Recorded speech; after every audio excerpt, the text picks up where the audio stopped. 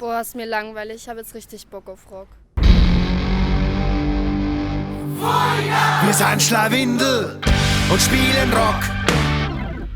Coole Songs für Kinder, ja das macht richtig Bock.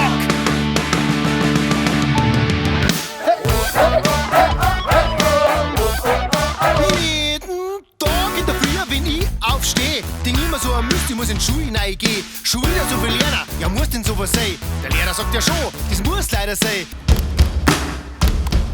Was ist unser Lieblingssport? Was machen wir an jedem Ort? Wo können wir so richtig brüllen? Ganz genau beim Fußballspielen!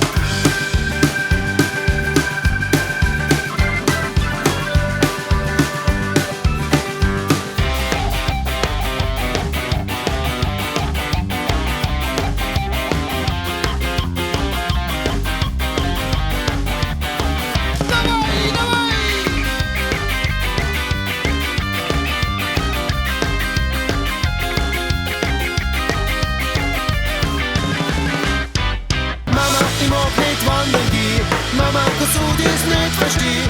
Es ist nur was für große Leid. Wandern macht mir gar keine Freude. Ich möchte viel lieber am Baggersee. Am Baggersee ist wirklich schön. Ich mag kein Bahn, das musst du verstehen. Mama, ich mag nicht wandern gehen. Wandern? Na, heut nicht. Mai, war das halt schön.